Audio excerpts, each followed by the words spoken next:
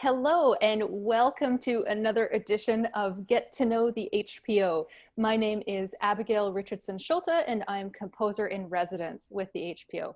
Now today I'm delighted to be speaking to our HPO principal oboe player, Aleh Remezau. Welcome, Aleh. Thank you for having me. Thanks.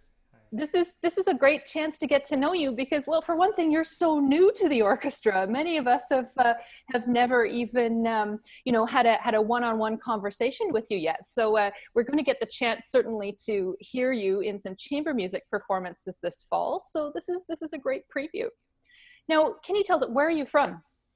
I was born in Minsk, Belarus, and so I started my musical training there on the piano when I was a kid.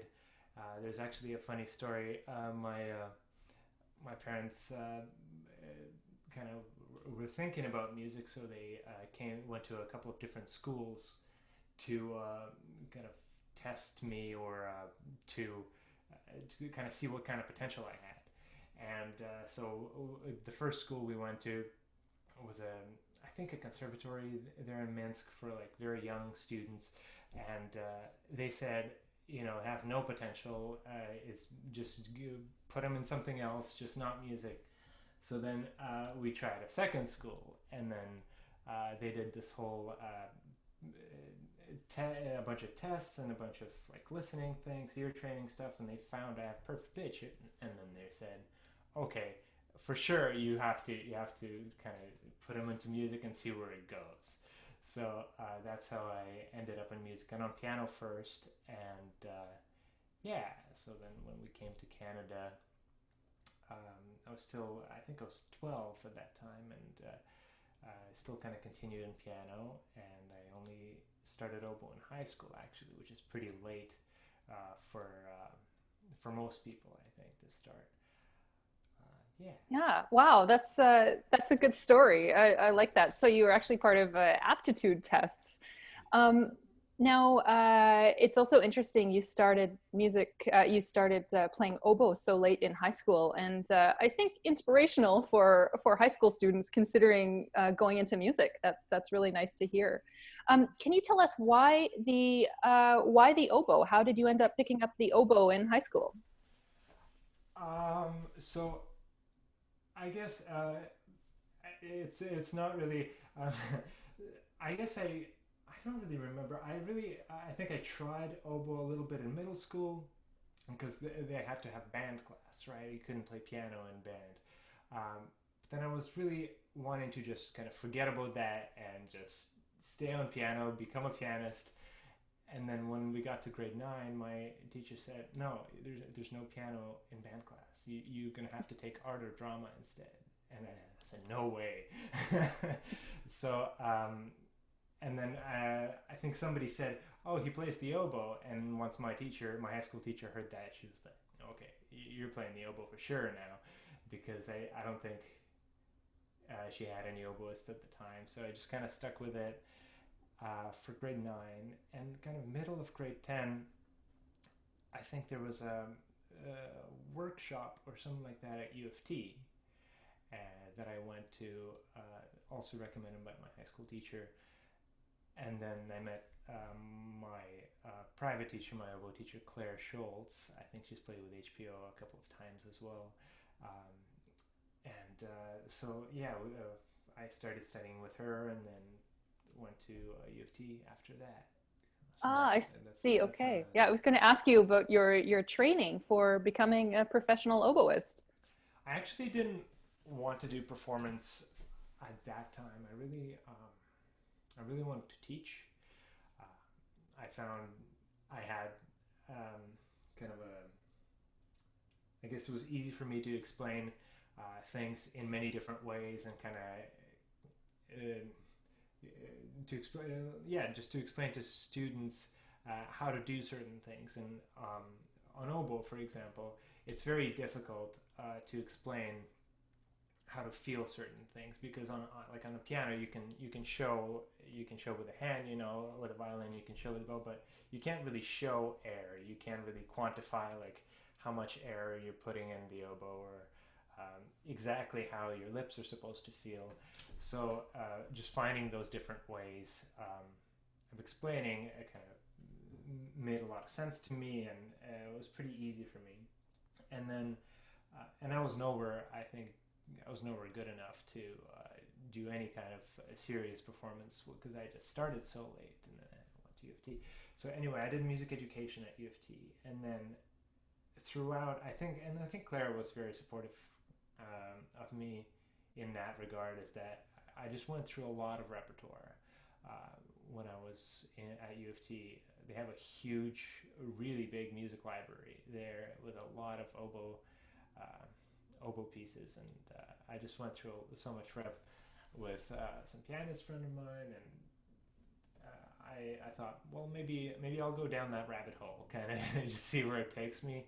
So I thought, why not audition just to see if I don't get in? You know, I can do something else. But so I got in, and that kind of changed my life. Just going to New York and studying there for masters, and then I did another program there for 3 years after that, just kind of being in that city and just being exposed to all this amazing, like fantastic musicians and great playing, kind of really changed my life there. Yeah. So all of that sounds like a lot of years at university. What's Yeah. the total?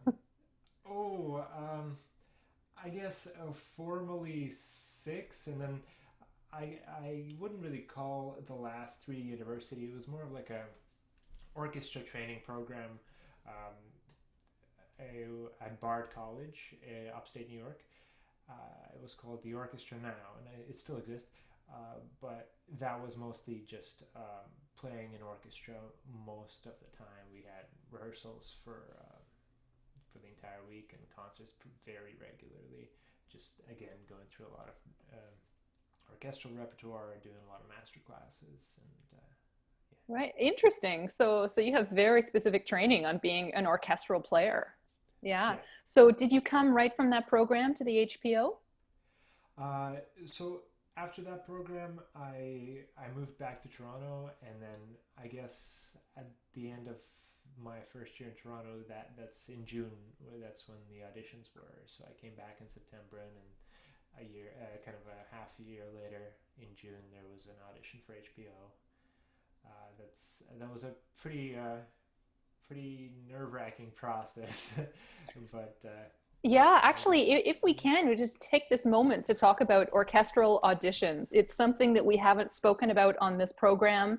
I'm glad that in my profession, I don't have to do anything like that. But it sounds really really grueling and quite terrifying. Really, can you just give us a brief explanation of what an orchestral audition is? Yeah, I mean, you throughout all your university years, you kind of get prepared for that. Your teachers prepare you for that. That's always on everybody's mind, I think, the audition, you know. And yeah, it's like a very rigorous process. There are 3 rounds usually. I mean, for sure 3 rounds. There may be more rounds added at the end, and the audition's held behind a screen or behind a curtain, so that between you and the panel, so the panel can't see you. They can only judge you based on the sound they hear, and they basically eliminate the sound that they don't like, I guess, which sounds very brutal. Actually, you fly somewhere, you pay for flight, and you pay for the hotel, and you come in and you really have like just 5 or 10 minutes to really show like how you play, and then you may advance or you may get cut, and that's over, and then you prepare for the next one. So I was lucky in a way that Hamilton is so close to Toronto. That was really great. I know in my experience of taking auditions, I had to fly to places where there's a different altitude, different humidity, completely different climate, and reads can be different. There's just so many factors that are so new to you. Um, for some of which you can prepare, or some of which you just need a little bit of luck and, and hope that things are going to work out. Hope that your preparation kind of pays off. Yeah, yeah, and I suppose too, if you've paid for your hotel and flight, then there's added pressure as well to try to make something out of this. So I thank you for the explanation. I It's try not to think about those things when I'm going to auditions. It just sounds Yeah, funny. yeah. I just it's really interesting to think what happens, and you have to prepare so much for them as well, like orchestral excerpts and concertos, and really be judged. So yeah, Yeah, I I guess I didn't feel mention that part. Yeah, yeah. there's just many different um, big orchestral solos that the orchestra gives you beforehand that you prepare. Maybe I don't know, anywhere from 20 to maybe 50 pieces, you know, and a concerto as well, like a Mozart concerto, or sometimes a Strauss concerto, or maybe sometimes like a big Bach cantata, something major solo wise that you Do will be you expected to play. yeah? Do you remember what piece you played that won you the position with the HPO? Oh, I mean, I remember my trial concert piece, but it's very. It was a very nice list. I remember looking at it and saying, okay, there's nothing really crazy here that I need to be super nervous about.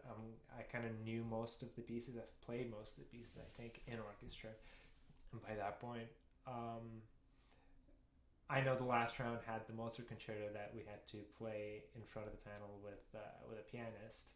So that's also kind of introduced a different, a new aspect to the audition. You know, the chamber music, and with somebody that you've just met. You know, you've rehearsed for 5 minutes and like you're ready to go, and that's kind of going to be the deciding factor Yeah, there. So yeah. yeah. Another grueling element. Yeah. Yeah. Oh, well, thanks for that. It's really nice to have you with us. Now, can you tell us a little bit about the oboe? Was there some history you'd like to share about it, and perhaps what it's made of? Yeah, so here's the oboe. Um, I guess I'll talk a little bit about the history. It, I mean, there's a just like just like humankind, right? There's a long line of predecessors um, to like what we are now to the oboe, but that's the same thing as with the oboe, but I guess it comes from the Baroque period. That's kind of when you're starting to see an instrument that starts to resemble the modern oboe. I think at the time it was made of boxwood, actually, in the Baroque period, and then it changed a little bit. It started with only three metal keys, and then in the classical period, more keys were added. The bore shape, which is the inside of the oboe, got changed a little bit, and then only in the 19th, I think the end of the 19th century, um, kind of something that resembled this emerged. It's called the conservatoire system. Um, but there's also there are many different, like in the oboe family there are many different types of oboe. There's the English horn, which is the most common. It's slightly longer. There's piccolo oboe, oboe d'amore. There's a bass oboe. There's a Viennese oboe as well, which is what they play in the Vienna Philharmonic. It has a very different sound from um, this kind of oboe. I guess it's more of a it's kind of like a hybrid between uh, Baroque oboe and the keys, but with all the keys and all the automatic, mechanic systems of the keys and stuff. But yeah, so it's made of three parts. There's the bell, and you can take all these parts off. They all detach. A middle joint and the top joint here, and the sound is produced with a reed, which was always, I mean, it's still a mystery to me, but it was always a mystery to me how you can, like, there's an instrument, it doesn't make any sound when you just blow through it. Um, And the reed itself, it doesn't make, I mean, it makes a sound, but it doesn't make music.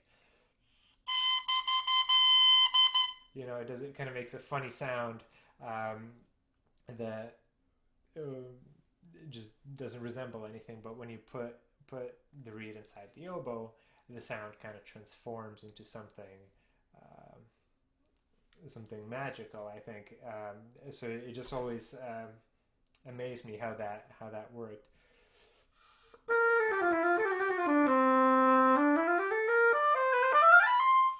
Something like that.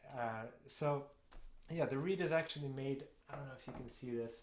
Um, it's called a double reed, which is basically two pieces of wood, which is cane, and they're tied together with a string over here, and then refined and adjusted with a reed knife, which looks like this. Um, and it has to be very sharp, and you make a lot of mistakes when you learn how to make them, and you throw most reeds out in the first couple of years. So it's another challenge of being an oboist. Um, yeah. So that does that answer your Yeah, question? it does. Thank you. I'm actually quite fascinated with reed making. It's interesting to me that reed makers, as in oboists and bassoonists, make their own reeds generally, right? And that's a substantial portion of preparation. Now, how much time does it take you to make some reeds? Yeah, I thought you would ask me that. um, it's really a process, right? So it all starts with kind of just like a raw tube of cane, and then I have to split it into usually into three parts, sometimes into two parts, depending on how imperfect it is. If there's any, if it's crooked, if it's warped in certain place, then I just throw it out that part. So there's a whole selection process, and then I have different reed making machines, the gouging machines that kind of make the cane thinner to a certain to get it down to a certain thickness, and then I shape it, and then I tie it, and then I scrape it. So there's that whole process, which I mean, if I guess if I had to quantify it, it would from a raw tube of cane to kind of a finished reed, it would probably take me about an hour to make. But you never would do these steps all at once. You would gouge, and you would let the cane. You would gouge like 40 pieces or 30 pieces, and you would let them sit and kind of dry out, change in a way. So and then you shape it, and then you tie it, and then you scrape a little bit, and then you wait. You let the cane change, because if you just scrape and just finish the reed, it can play very well on that day, but usually the next day you find out that you've removed too much cane, and it just doesn't work anymore. It's very sensitive to again to the humidity and to the weather. Uh, so now we've had a lot of warm weather outside, and now it's starting to get cool. So now naturally the reeds are going to start to change a little bit, and I'm going to have to make new ones and stuff. But yeah, it's a very that's why oboe players are a little crazy. It can get a little crazy about reeds always, because it's such small differences that you're always making to these reeds. To the very tip of the reed is like paper thin, Yeah. human hair kind of thinness, and It sounds like you need to be a master craftsman to be an oboist. Yeah. sort of, yeah, in a way. And I didn't realize that when I started the oboe. I didn't actually realize you had to do this. Now, Um, can I just ask? I mean, how do you learn something like this? Is this something that your oboe teacher would pass along? yeah, so I actually did a lot of this during my undergraduate years, and I should always have done more during my undergrad years, I think. Um, but I mean, and I think my teacher at U of T, Claire, she helped a lot with Rees. And then when I came to New York, I just kind of was thrown in the deep end in a way that you just have to make something. You just have to make something work, and that's it. If you don't, then you have nothing to play on. you can have a bad lesson. It's kind of tough. So you kind of learn, but yeah, of course, there's your teacher's guidance is crucial, and I had read lessons from many different teachers, um, just to understand how it works, how like physics, and how like vibration goes through the reed, like what parts of the reed you need to scrape to adjust to achieve certain things like articulation or sound or dynamic range. That's all. Those are all things you can really adjust if you know which part of the reed to go to. Wow, it's fascinating. I think we need a special sometime on reed Oh making. dear, hope not. You might be on the hook for that. Yeah. Now, I have one more question for you here, and I wonder if you know the answer. I'm wondering, when the orchestral concert starts, we see the concertmaster get up to tune, but what the concertmaster is actually tuning to is the A from the oboe. So, do you know the tradition of how that started, of the oboe tuning the orchestra? um, that's a great question. So I guess that's just what it is. It's tradition, right?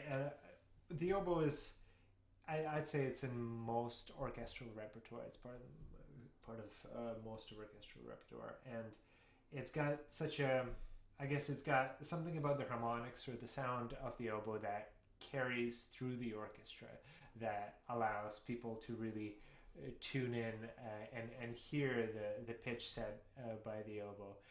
Um, when I tune, and I think when actually most oboes tune, we use a tuner, just to check that we're at the right pitch. I mean, we're always going to be in the ballpark of the right pitch, but just so it's so kind of everybody tunes to the same thing.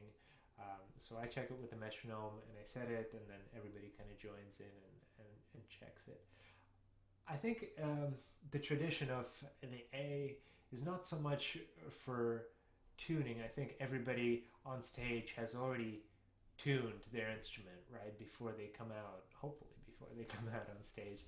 But it's just, I think it's the tradition of the A is just kind of checking, just playing and feeling out the acoustics of the hall, just like all joining the sound together at the beginning of the concert.